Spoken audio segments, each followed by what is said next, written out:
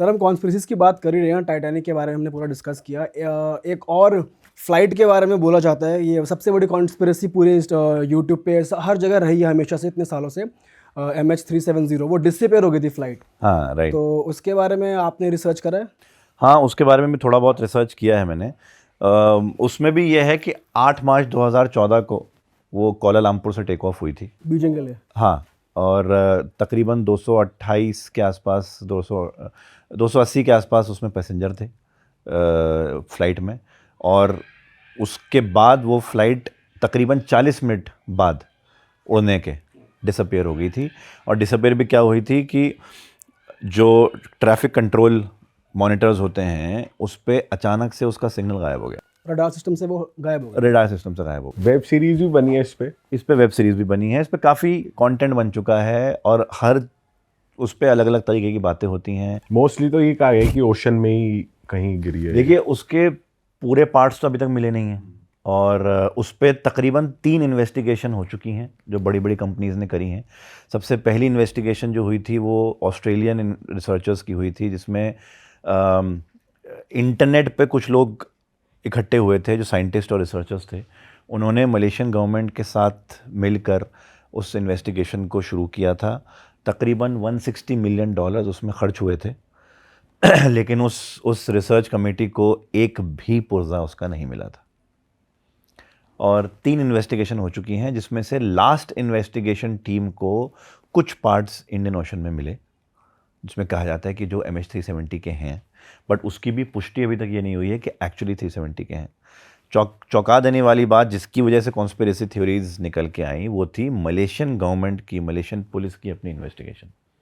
जो इतना बड़ा हादसा किसी कंट्री के प्लेन के साथ अगर हो जाए तो इन्वेस्टिगेशन कई महीने, कुछ साल भी चल सकती है और उसका कंक्लूजन जब तक नहीं निकलेगा तब तक गवर्नमेंट शांत नहीं बैठती। उन्होंने वो इन्वेस्टिगेशन 1.5 महीने के अंदर बंद कर दी थी। और कहा जाता है कि उन्होंने एक्चुअल डॉक्यूमेंट्स रिवील ही नहीं किए कि क्या उनकी रिसर्च थी, क्या था। आनन फानन में रिसर्च जो है वो इन्वेस्टिगेट की गई, टीम ने इन्वेस्टिगेशन करी और उसके डॉक्यूमेंट किसी और रिसर्च टीम के साथ भी शेयर नहीं किए गए कि उन्होंने क्या इन्वेस्टिगेशन की थी, उनकी अपनी इन्वेस्टिगेशन क्या है। बिकॉज बाहर के लोग जितने इन्वेस्टिगेट करेंगे वो तो अपने हिसाब से करेंगे, लेकिन जो गवर्नमेंट है, जो पुलिस है, वो तो अपना एड़ी चोटी का जोर लगाएगी। उनके अपने सिटीजन्स बहुत सारे वहाँ से निकले हैं, कोलालमपुर से, उनके अपने सिटीजन्स की बात है, वो कैसे ऐसे पीछे हट सकती है। लेकिन उनमें उनकी इन्वेस्टिगेशन मात्र 1.5 महीना चली और उसके बाद वो बंद हो गई। और उस इन्वेस्टिगेशन के डॉक्यूमेंट किसी भी बड़ी रिसर्च टीम के साथ शेयर नहीं किए गए और मलेशियन गवर्नमेंट ने इनफैक्ट मना किया कि वो शेयर नहीं करे जाएंगे। ना तो वो डीक्लासीफाई हुआ आज तक, तो बता भी नहीं कि क्या है उसमें, क्या नहीं है। ऐसी कॉन्स्पिरेसी भी आई उसके बारे में कि एलियन ने ही अबडक्ट कर ली पूरी फ्लाइट, ऐसी ये रैंडम। तो देखिए कॉन्स्पिरेसी ही है, मतलब हाँ ये तो एलियन ने अबडक्ट कर लिया, क्योंकि जब किसी चीज़ का सुराग नहीं मिलेगा तो फिर आप कुछ भी बोल दीजिए।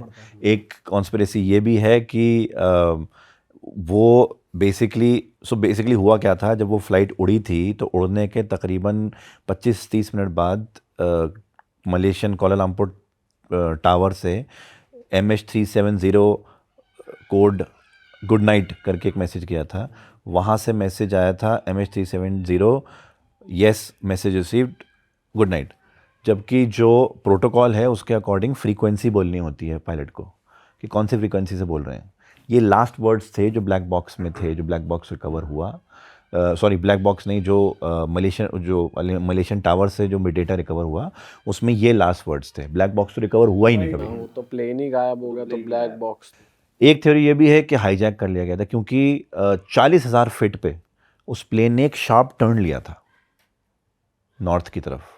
शार्प टर्न इतना शार्प था कि वो ऑटो पायलट पे लेना इम्पॉसिबल था, तो वो लिया गया होगा मैनुअली लिया गया। इसका मतलब पायलट्स ने लिया। 2 पायलट थे, एक 27 साल के थे जिनकी वो पहली फ्लाइट थी कमर्शियल, उससे पहले वो चार्टर प्लेन उड़ाया करते थे, और एक जहरी अहमद करके थे जो मेन पायलट थे, जो उनके कमांडर थे। जहरी अहमद ने ही मैसेज भेजा था ये। अब जहरी अहमद मलेशियन एयरलाइंस के पिछले 12 साल से 15 साल से प्लेन उड़ा रहे थे, उनको प्रोटोकॉल सारे पता थे, तो फिर उन्होंने वो फ्रीक्वेंसी कैसे मिस करी, और फ्लॉलेस रिकॉर्ड था उससे पहले उनका, तो वो फ्रीक्वेंसी क्यों मिस हुई, प्लस वो शार्प टर्न क्यों लिया गया। अपने जो उनका सेट रूट था उस रूट से टर्न क्यों लिया गया? क्या ऐसा दिखा, क्या ऐसा हुआ जिसकी वजह से उन्होंने टर्न लिया? क्यों ऐसा किया गया? नहीं पता। ठीक है। दूसरी बात, 40,000 फीट पे उड़ने की इजाज़त ही नहीं थी उसको उड़ना था 25 से 30,000 फीट पे। 40,000 फीट के लिए वो इट वॉज बोइंग 777 जो प्लेन था। बोइंग 777 को उस वक्त 25 to 30,000 फीट के ऊपर उड़ने की इजाज़त नहीं थी। ये 40,000 फीट पे उड़ा था। क्यों? किस लिए? बहुत सारे रेडार्स उस वक्त ऐसे थे जो 40,000 फीट पे काम भी ना करें। प्लस उस हाइट पे जो आपका नेवल थी दूसरी कंट्री की, इंडोनेशिया की जो नेवल शिप्स थी, उनके रेडार पे एक अनआइडेंटिफाइड ब्लिप के तरीके से आया था ये। तो एक कॉन्स्पिरेसी ये भी है कि क्योंकि ये अनआइडेंटिफाइड ब्लिप आया था तो इसको आनंद फान में शॉट कर दिया गया। अच्छा। और क्योंकि ये एक कोलोसल मेस और मिस्टेक थी जिसमें इतने सारे लोगों की जान गई, इसको कभी सामने लाया नहीं गया कि क्या मिस्टेक हुई है, वरना वॉर छिड़ सकती हैं कंट्रीज में। बट इंटरनली तो पता होगा। इंटरनली आई एम श्योर सबको पता है, लेकिन पुलिस की इन्वेस्टिगेशन 1.5 महीने में ख़त्म हो जाना और उसका फिर सामने ना आना, ये सबसे बड़ा ब्लैक वो है। प्लस 2 पायलट जो आपके उसमें बैठे हैं कॉकपिट में, कॉकपिट को प्रेशराइज उससे बंद कर दिया जाता है, ठीक है, इतनी बड़ी फ़्लाइट के लिए। और कॉकपिट में कैमरा भी लगा हुआ था जो उसका जो टावर है, मलेशियन टावर, उससे मॉनिटर किया जाता है। तो हाईजैक अगर होता तो उनको उस वक्त पता लग जाता। और सबसे बड़ी बात यह थी कि उनके रेडार से जब गायब हुआ प्लेन, उसके 2.5 से 3 घंटे तक कोई एक्शन नहीं लिया गया। पता ही नहीं था किसी को, क्योंकि रात की फ़्लाइट थी, 12:42 पे टेक ऑफ करी थी रात के। तो आई थिंक टावर में कोई था नहीं या वहाँ पर उन्होंने मिस्टेक करी। 2.5 से 3 घंटे तक किसी को इन्फॉर्म ही नहीं किया गया कि रेडार से गायब हो गई है। जब इन्फॉर्म किया गया उसके बाद इमरजेंसी प्रोटोकॉल लॉन्च किए गए कि फ़्लाइट को ढूंढा जाए क्या है क्या नहीं है। और जेट्स तो बेसिकली प्रोटोकॉल ये होता है कि जब भी ऐसी या तो हाईजैक का वो आता है या फिर आपका अगर रेडार से गायब हो जाती है तो जो आपका गवर्नमेंट ऑर्गेनाइजेशन है उसके जो एयरफोर्स होती है उसके 1 से 2 जेट उस डायरेक्शन में भेजे जाते हैं ताकि आप देखो कि क्या है, ठीक है, और उससे एक डिस्टेंस बना के रखे जाते हैं so that if it is a hijacking तो ऐसा ना हो कि वो लोग कुछ कर लें, ठीक है। बट जेट्स उड़ाए जाते हैं तो प्रोटोकॉल वो फॉलो हुआ, लेकिन 3 घंटे बाद, 3 से 3.5 घंटे बाद, उस वक्त तक वो प्लेन कहाँ गया क्या नहीं गया कुछ नहीं पता। उस रूट पे उन जेट्स ने चले गए, चक्कर लगाए, लेकिन उस फ्लाइट का कुछ पता नहीं लगा, ना उनके रेडार में आए, ना उनको दिखे, ना उनसे कुछ वो हुआ। इनफैक्ट कहा जाता है कि उन जेट्स ने लो हाइट और एक्सट्रीम 40,000 दोनों पे उड़ान भरी, लेकिन उनको नहीं दिखा ना तो कुछ। भाई आप अगर गिरी भी है फ्लाइट और अगर 3 घंटे ही हुए हैं तब भी आप कहीं तो डेब्री देखोगे उसकी, एकदम से 3 घंटे में तो नहीं सारा का सारा वो हो जाएगा, कहीं तो डेब्री दिखेगी, कुछ तो दिखेंगे, कुछ लोग की लाशें तैरती हुई दिखेंगी, कुछ तो होगा। कुछ भी नहीं था ऐसा। तो अगर वो इंडियन ओशन में गिरी तो लोगों की लाशें कहाँ गई? चलो मान लिया प्लेन के पार्ट्स जो हैं वो इतने डीप चले गए, नहीं मिल रहे, लाशें तो ऊपर आ जाती हैं, वो क्यों नहीं गई, कहाँ गई? और सबसे बड़ी बात, पायलट का जो अगर उनको हाईजैकिंग थी या कुछ ऐसा उनको दिखा तो डिस्ट्रेस सिग्नल क्यों नहीं भेजा गया? उनके पास एक बटन होता है जिसको दबाते डिस्ट्रेस सिग्नल चला जाता है, SOS चला जाता है, वो क्यों नहीं भेजा गया? सर वो जो प्लेन के पार्ट्स मिले थे इंडियन ओशन में वो आइडेंटिफाई कर लिए गए थे कि वो MH370 के ही हैं, ये कंफर्म है? हाँ, कंफर्म क्या मतलब, अकॉर्डिंग टू पीपल है रिसर्च जो पब्लिक डोमेन में है कि वो उसके हैं। जो रिसर्चर्स हैं उन्होंने कंफर्म किए हैं, ऑफिशियल गवर्नमेंट से कोई कंफर्मेशन नहीं आएगी। गवर्नमेंट तो इसके बारे में बात ही नहीं करना चाहती है। मैं आपको बताऊं, जो पहली कमीशन हुई जिसमें एक $160 मिलियन खर्च हुए उस पर इन्वेस्टिगेशन पे, नेक्स्ट कमीशन आई फिर से कि हम इन्वेस्टिगेट करेंगे। एक कंपनी थी जो ओशन एयरलाइनर्स के नाम से, कि वो हम इन्वेस्टिगेट करेंगे। उनके साथ हुआ था no find no fee contract. Correct. कि अगर आपको कोई चीज़ नहीं मिली तो गवर्नमेंट से फीस नहीं मिलेगी, क्योंकि मलेशियन गवर्नमेंट को शायद ये पता था कि कुछ मिलेगा ही नहीं। तो पैसे खर्च करने का फ़ायदा क्या? पहली इन्वेस्टिगेशन में पैसा इसलिए खर्च किया गया कि भाई पब्लिकली दिखाया जा सकता है कि गवर्नमेंट ने पैसा खर्च किया है अपने लोगों को ढूंढने के लिए। दूसरी रिसर्च में उन्होंने पैसा तक खर्च नहीं किया, कोई इन्वेस्टिगेशन में पैसा खर्च नहीं किया।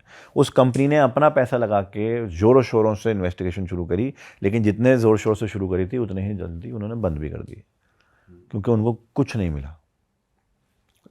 सबसे बड़ा क्वेश्चन ये आता है कि अगर वो शॉट भी हुई है तो लोगों की लाशें कहाँ हैं? करेक्ट। प्लेन अगर पानी में डूबा, लाशें अगर होती हैं तो वो तो ऊपर आ जाती हैं, जैसे टाइटैनिक का हुआ था। लोग डूबे थे बट क्योंकि आपकी जो बॉडी होती है वो फूल जाती है तो इट कम्स अप। कोई एनिमल भी तो खा सकता है। कितने 280 लोग थे। एक तो हो सकता ऊपर आ जाए। 280 लोग थे। चलो मैंने कह रहा हूँ लॉन्ग टर्म में नहीं आई, लेकिन जब वो जेट्स उड़े थे उनको क्यों नहीं दिखा कुछ? तो ये गए कहाँ? और वो शार्प टर्न क्यों लिया गया सबसे ज़्यादा? वो भी हवा में 40,000 फीट की ऊंचाई पे। तो अब आप सोचें उन लोगों का क्या हाल हुआ होगा जो अंदर बैठे होंगे। सो MH370 का आज तक भी जो डॉक्यूमेंट्स हैं, इवन जो 3 रिसर्च कमिटीज़ हुई हैं आज तक, आखिर वाली एक और ऑस्ट्रेलियन कंपनी थी, उन्होंने रिसर्च करी थी जिनको इवेंचुअली कुछ पार्ट्स मिले, ठीक है, जिसकी उनको मलेशियन गवर्नमेंट से फाइनेंशियली भी वो हुआ, बट उसके बाद उनको कुछ नहीं मिला। उनको ब्लैक बॉक्स नहीं मिला, उनको कोई लोगों का शव नहीं मिले, कोई ढांचा नहीं मिला, कुछ नहीं मिला उनको। बट वो एक्चुअली उसी फ्लाइट के ही थे पार्ट्स जो उनको मिला। वही, सो उनके अकॉर्डिंग थे, गवर्नमेंट से कंफर्मेशन अभी तक नहीं आई उनके अकॉर्डिंग थे कि उन्होंने जो प्लेन का ब्लूप्रिंट था, जो प्लेन के फ़ोटोज़ थे, जो प्लेन का नक्शा था, वो सारी चीज़ें थी। बोइंग 77 मलेशियन गवर्नमेंट का, वो मतलब मलेशियन एयरलाइन, वो सब था। उनके हिसाब से कुछ विंग के पार्ट और कुछ बैक उस टेल के पार्ट मिले थे उनको, उसके अलावा कुछ नहीं मिला। तो सबसे बड़ी बात कि वो मिले। अच्छा, प्लेन तो एक साथ ही गिरेगा ना, ऐसा तो है नहीं कि कॉकपिट कहीं जाएगा, वो कहीं जाएगा, वो कहीं और जाएगा, राइट? तो फिर क्यों नहीं मिले साथ में बाकी पार्ट्स? चलो मैं कह रहा हूँ अगर किसी ने उड़ा दिया फॉर एग्जांपल, फिर मैं समझता हूँ कि हाँ ठीक है, पार्ट्स अलग अलग जगह मिल सकते हैं। बट जो रिसर्च कमेटी थी उन्होंने 35 किलोमीटर के रेडियस में ढूंढा था। 35 किलोमीटर के रेडियस में नहीं मिला, सिर्फ 2 से 3 पार्ट मिले। ऐसा कैसे? अब क्या ये सिर्फ पार्ट्स दिखाने के लिए बनाए गए कि जी मिल गया कुछ, पॉसिबिलिटी है, ठीक है, और पैसे गवर्नमेंट से ले लें, या फिर एक्चुअली मिले हैं, नहीं पता। एक थ्योरी तो ये भी है कि वो, which is also very non believing kind of a thing, but according to science, जब आप एक वार्म होल कैसे क्रिएट होता है? जब स्पेस और टाइम बेंड होता है। Space and time is a straight line, ये स्पेस है, ये टाइम है। अब ए से बी जा रहे हो, अब इसको मोड़ दोगे और यहाँ से छेद करके यहाँ से निकालोगे, तो that means you are bending space and time. Becomes a portal, it becomes a portal, it becomes a wormhole. एक कहते हैं कि वहाँ कोई वार्म होल क्रिएट हुआ है जिसमें MH370 चला गया। इसके बारे में सुना है पर ये बिलीवेबल नहीं है। ये बिलीवेबल इसलिए नहीं एक है, और ऐसी फ्लाइट भी तो थी जो किसी और ईयर में उड़ी थी, किसी और ईयर में लैंड हुई। वो तो एक अलग ही, वो अलग वो है, वो फ्लाइट ही वो भी यही कहते हैं कि वो वार्म होल में घुस गई थी। हाँ, वो 33 इयर्स लेटर, हाँ, 33 इयर्स लेटर आई थी। मैनिफेस्ट जो वेब सीरीज है उसमें भी कुछ ऐसा ही कुछ थी। वो उसी के ऊपर बेस्ड है, फिर उन्होंने ऑब्वियसली थोड़ा फिक्शनलाइज किया है। वो 33 इयर्स लेटर वो लैंड करी थी। उसमें लोगों के पास मोबाइल तक नहीं थे, उनको ये नहीं पता था कि क्या हो गया है, अंदर क्या हुआ है। सो वो ऐसा क्यों है, that is something to be seen. But as far as MH370 is concern, कि ये उनका कहना है कि वार्म होल में चली गई और उसके बाद नहीं पता कि कहाँ है। क्योंकि what ever said and done, कुछ भी आप कर लें, आपको कुछ पार्ट्स उसके कहीं ना कहीं मिलते हैं। उसके बाद इंडोनेशियन एयरलाइंस का 2018 में एक और प्लेन क्रैश हुआ था, और अप्रॉक्सीमेटली उसी जगह पर क्रैश हुआ था जहाँ से मलेशियन एयरलाइन गायब हुई थी। उसके सारे पार्ट्स मिले, उसमें कुछ सर्वाइवर भी थे, वो भी मिले, उनकी जो लाशें थी बाकियों की उनको वो भी मिली। तो उसका क्यों नहीं मिला? रूट तो वही था। करेक्ट। ऐसा क्यों हुआ कि वो नहीं मिला? सो पॉइंट सोचने वाली बात यह है कि पायलट्स जो इतना ट्रेंड थे, ख़ास तौर से जो कमांडिंग ऑफिसर थे, जो 15 साल से मलेशियन एयरलाइंस उड़ा रहा है, उसने डिस्ट्रेस सिग्नल क्यों नहीं भेजा? उसने फ्रीक्वेंसी क्यों फॉलो नहीं करी? उसने वो शार्प टर्न क्यों लिया? क्योंकि वो मैनुअली ही लिया जा सकता है, वो ऑटो पायलट पे नहीं लिया जा सकता। तो उसका मतलब उन दोनों ने मिल के लिया होगा, क्योंकि एक पायलट भी नहीं ले सकता। तो वो क्यों किया गया ऐसा, क्या वजह रही, और इवेंचुअली फिर वो उसके साथ ऐसा क्या हो, या हो सकता है कि वो, अच्छा इसमें एक सबसे बड़ा फैक्टर ये आया कि जब पायलट की रिसर्च हुई, जो पायलट के बारे में थोड़ा रिसर्च किया गया, तो ये देखा गया कि जहरी जो हैं वो अपने घर में तकरीबन उस फ्लाइट से 2 से 3 महीने पहले उन्होंने एक फ्लाइट सिमुलेटर लगवाया था अपने घर में प्रैक्टिस करने के लिए, ठीक है। और उस सिमुलेटर में उन्होंने सिमिलर फ्लाइट जो कोलालमपुर से उड़ी, उसका सिमुलेटर था उनके पास, और उस सिमुलेटर में लास्ट जो उनका फीड था उसमें ये था कि कोलालमपुर से उड़ी बोइंग 777 और इंडियन ओशन के आसपास जाके वो क्रैश हो गई। उस सिमुलेटर में यही था। तो क्या Jahri was going through some mental problem जिसकी वजह से उन्होंने खुद क्रैश करवा दिया? अगर ऐसा है तो मलेशियन गवर्नमेंट के पास सारे रीजंस हैं इसको छुपाने के, कि आप ऐसे पायलट को कैसे हायर कर सकते हो, या कैसे रख सकते हो, या कैसे इतनी बड़ी फ्लाइट उसको चलाने को दे सकते हो, क्योंकि इनका साइकिक एवेल्यूशन होता है हर फ्लाइट से पहले होता है, कुछ क्वेश्चंस पूछे जाते हैं, कुछ क्वेश्चन आंसर हर उसमें इनका पायलट्स का साइकिक एवेल्यूशन होता है, बिकॉज इतने लोगों की जान की जिम्मेदारी है आपके पास, आपका साइकिक एवेल्यूशन बहुत ज़रूरी है। तो क्या ये वजह थी मलेशियन गवर्नमेंट की इन्वेस्टिगेशन बंद करने की? क्योंकि जहरी जो हैं वो पर्सनल प्रॉब्लम से भी जूझ रहे थे, उनकी पर्सनल लाइफ में प्रॉब्लम्स चल रही थी, और उनकी वाइफ जब उनको छोड़ के गई थी अपैरेंटली, जो उनकी प्रॉब्लम थी, उसके बाद ही उन्होंने वो सिमुलेटर लगवाया था अपने घर में। अच्छा, उसके बाद ही उन्होंने वो सब सिमुलेटर में किया था। ये वाला एंगल नहीं देखा था मैंने, कभी सुना नहीं है वाला। ये सबसे बड़ा बिलीवेबल एंगल है। लेकिन फिर क्वेश्चन वही आता है कि पार्ट्स कहाँ गए? या तो ये भी हो सकता है कि because of this reason parts मिले हों, लेकिन पब्लिक नहीं किए गए कभी, पहली ही रिसर्च टीम को शायद मिल गए हों, इसलिए $160 मिलियन का खर्चा भी हुआ, जिसमें शायद बहुत लोगों को पैसा खिलाया गया और मुंह बंद रखने शांत का। हो जाओ, नहीं आएगी बात बाहर। राइट।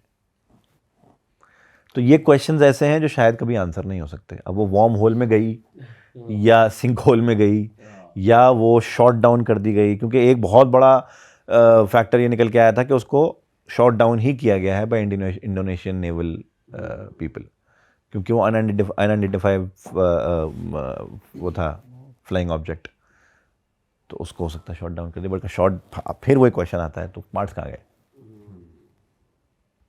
और फिर मलेशियन गवर्नमेंट ने रिटेलिएट क्यों नहीं किया? उनके पैसेंजर्स को, उनके सिटीजन्स को आपने मार दिया, how can you not retaliate? ये तो मुद्दा उठाते ही हैं वो लोग यूएन में, और इधर उधर उठाना चाहिए। लेकिन पायलट वाला जो है वो सबसे ज़्यादा बिलीवेबल है, बिकॉज कोई पायलट अगर इतने बड़े मेंटल ट्रॉमा से गुजर रहा हो और उसके सिमुलेटर में भी वही चीज़ें हों, तो फिर जैसे जो 9/11 के लोग थे, उस बंदे ने भी जो प्लेन उड़ा रहा था, वर्ल्ड ट्रेड सेंटर में जो घुसा था, उसने भी फ्लाइट सिमुलेटर में प्रैक्टिस करी थी। एक अमेरिकन फ्लाइट सिमुलेटर स्कूल में फ्लाइट सिमुलेटर में प्रैक्टिस करी थी उसने भी। तो इन्होंने अपने घर में सिमुलेटर क्यों लगवाया? और वैसी ही फ्लाइट बोइंग 777 ही उड़ाकर उसको क्रैश कराना, वो भी सिमुलेटर में क्यों क्रैश कराओगे भाई आप? सही बात है। तो ये क्वेश्चंस हैं जो शायद उनकी मौत के साथ उनके साथ चले गए। सही बात है। और या ये भी हो सकता है कि ये सब चीज़ें इसलिए भी हो कि भाई मलेशियन गवर्नमेंट अपनी इनकॉम्पिटेंसी को छुपाने के लिए पायलट पे ज़्यादा, जो मर जाता है उसको आप स्केप गोट बना लेते हो ना, फिर वो पलट के आएगा तो है नहीं कुछ बोलने, ये भी हो सकता है। So it's very grey area, और कॉन्स्पिरेसी थ्योरीज का ना कोई डेफिनेट आंसर नहीं होता। 9/11 के ऊपर ही इतनी सारी कॉन्स्पिरेसी बहुत थ्योरी है, उसमें तो बहुत है यार, वो तो बात करने बैठेंगे वो कंट्रोवर्सी भी हो जाएंगी कॉन्स्पिरेसी ज़्यादा तो एक वो भी बड़ा फैक्टर है। तो उसकी तो चलती हैं, वो तो बहुत हैं, वो आज तक भी चली रही हैं, उनके ऊपर तो बहुत सारी फिल्म्स आ चुकी हैं। कोई कहता है कि कभी टूटी नहीं थी, या वहाँ बिल्डिंग थी नहीं, बिल्डिंग तो थी। हाँ, ये भी कॉन्स्पिरेसी है। बिल्डिंग तो थी, वो क्रैश ये तो तूने बहुत तगड़ी बात बता दी ये, हाँ, ये भी रील आ रखी है भाई, कोई बिल्डिंग थी नहीं, वो टकराया ही नहीं, ये भी। अब ये तो देख कोई वर्ल्ड ट्रेड सेंटर पागल ही था, होगा जिसने बनाई होगी थ्योरी। वर्ल्ड ट्रेड सेंटर थे, ट्विन टावर्स थे, ये तो है ट्विन टावर्स थे, लेकिन बहुत बड़ा वो है कि मतलब फॉरगेट अबाउट अमेरिका, इंडिया में कोई अगर हाई राइज बिल्डिंग है, नोएडा की लगा लो, 40-40 फ्लोर की हैं, उस पर भी अगर ऊपर कोई प्लेन टकरा जाए तो बिल्डिंग ऐसे नहीं गिरेगी, ऐसे गिरेगी, वो बिल्डिंग ऐसे गिरी है सारी। सबसे बड़ा फैक्टर तो वही है। तो उस पर तो खैर बहुत सारे क्वेश्चंस हैं जो शायद कभी आंसर नहीं हो सकते और होंगे भी नहीं। सही बात है। पर ये मलेशियन फ़्लाइट MH370 आज भी एक मिस्ट्री है। आज भी इसके बारे में आप पढ़ लेंगे तो कुछ ना कुछ नया और निकल आएगा। इतने सारे लोगों ने रिसर्च करी है। अच्छा, इंटरनेट पे बहुत सारे लोग आपस में ही रिसर्च कर करके कुछ ना कुछ करके कुछ एक ग्रुप बना था मलेशियन लोगों का, जिसमें बाहर के लोगों ने भी ज्वाइन किया। फिर वो लोग अपनी ही थ्योरी बताते हैं कि भाई, वो क्या बताते हैं? वो भी यही बताते हैं कि ये गवर्नमेंट की इनकॉम्पिटेंसी थी। वो प्लेन उड़ने की हालत में था नहीं, मलेशियन एयरलाइंस लॉस में जा रही थी और उन्होंने जो है इसके ज़रिए फिर एक एक ग्लोबल वो किया है मलेशियन एयरलाइंस को रिवाइव करने का। क्योंकि फिर कई लोगों में चुल होती है ना कि यार अब मलेशियन एयरलाइंस में मुझे बैठना है, देखूं क्या होता है। PR एक्टिविटी टाइप की। बिकॉज PR नेगेटिव हो पॉजिटिव हो, PR is after all PR। What rubbish भाई, इतने लोगों को मरवा रहे हैं। हाँ यार, अपने फ़ायदे के लिए, मतलब हमारी तो सोच वहाँ ख़त्म हो जाती है, उसके और आगे से इन लोगों की सोच शुरू होती है भाई। जो लोग पावर और मनी के लिए करते हैं उनका हम सोच नहीं सकते क्या क्या वो कर सकते हैं। सो क्या पता ये सच हो, बिकॉज अगर मलेशिया के लोग ऐसा कुछ बोल रहे हैं तो उन्होंने कुछ तो गवर्नमेंट का देखा ही होगा। और बहुत उसके बाद वहाँ पर एजिटेशंस हुए, धरने हुए, लोगों ने मार्च निकाली, सब किया, गवर्नमेंट के ख़िलाफ़ वो करा गया कि इस तरह से कैसे आप छोड़ सकते हो, ऐसे कैसे आप अपनी ही एयरलाइन का जो प्लेन उड़ा उस पर क्यों नहीं बात कर सकते, क्यों नहीं इन्वेस्टिगेशन हो रही, क्या हो रहा, बहुत किया गया।